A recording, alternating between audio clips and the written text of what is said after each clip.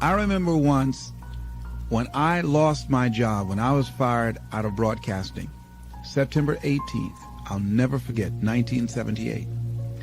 I was behind in my house notes, and my house was up for foreclosure. I did everything I could.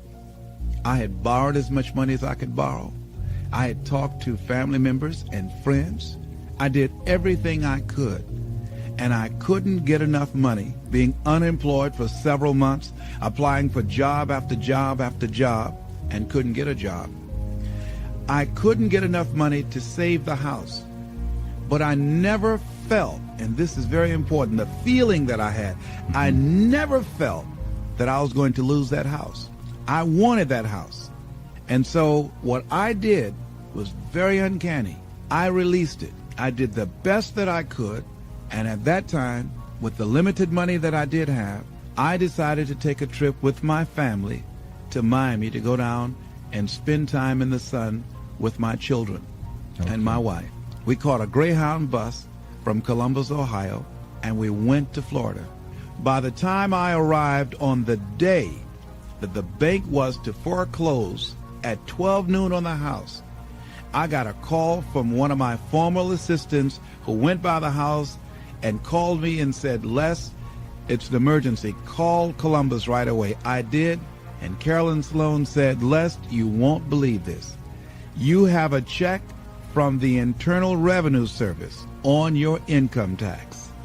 And it was enough to pay the house notes, and I had money over. I never received a refund prior to that time or since that time, and I did not lose the house. So there are things that we don't know or understand, but we do know that if we do certain things, that things begin to happen that's in our favor, that shows that the universe is on our side. Everything that we're seeking, I believe that if we begin to align our thoughts with action and be relentless, don't try 2 or 3 things or 15 or 20 things, but 100 things, 500 things if necessary, 10,000 things as Edison did if necessary, until we find a way out. Many of us, we eliminate many possibilities for ourselves because we really don't do all we can do. I think A.L. Williams was right when he said, all we can do is all we can do, and all we can do is enough. And I think, honestly speaking, even judging from myself, and I think that my commitment is stronger than most people. But if I had to literally measure my commitment in terms of what I put forth in my dream, I would say that I might have given about 18 to 20% of what I'm really capable of. As high in consciousness as I believe that I am, comparatively speaking, where I used to be, I'm still nowhere near reaching 50% of the commitment that I can make to accelerate the growth and the development of my dream and the manifestation of the things that I know within myself that I'm capable of producing. So our biggest challenge is beginning to look at within ourselves to remove those energy blocks, because if we are not producing the income that we want, let us not look outside of ourselves, but look within ourselves to find out, how am I blocking me? Am I really giving it all that I have? Am I really being as creative as I can be? Am I really unstoppable? Am I as relentless as I can be? Am I exhausting every means possible? Am I turning up every rock to find what it is that I'm looking for? How is it that one man or woman can do it and do 1,000,000 times more than these other people and the other ones don't? It has to be consciousness.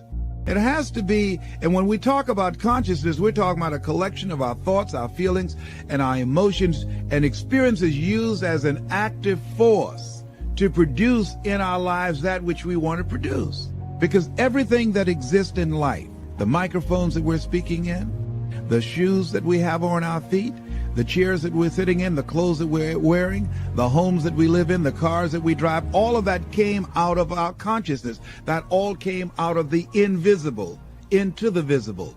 And man was the vehicle, the outlet to produce that. Wherever we are stopped in our dream, we stopped at a place called willingness. Anybody that has fallen short of their goals, they ran into something that they were not willing to handle. Because in order to reach your dream, in order to make things happen, there must be a willingness to do what is required. If the need is to raise $2,000, and let's say you have a set of tapes for $40, are you willing to make 200 calls a day? Are you willing to stand on a corner and talk to people and say, listen, I've got a set of tapes here that can change your life? Are you willing to make the commitment that you will not go to sleep until you sell at least 10 tapes a day? Are you willing to say, if it takes me 12 hours walking and talking to people all day long until I find 10 people that will say yes, if I have to talk to 200 people or 300 people, that in order to provide food for my family, to provide shelter, to not to have creditors hounding me, am I willing to talk to 300 people a day? Am I willing to stand in an airport and sell tapes? Am I willing to go out and make calls again and again and again? Am I willing to knock on doors? Am I willing to do that? See, if we have some skill, some ability, some knowledge, or some product, then the only thing that's between us and what we want to generate is our willingness to expend the energy to produce the results that we want. What am I willing to do with my energy, my time, and my knowledge to produce the results? That's the bottom line. What are you willing to do?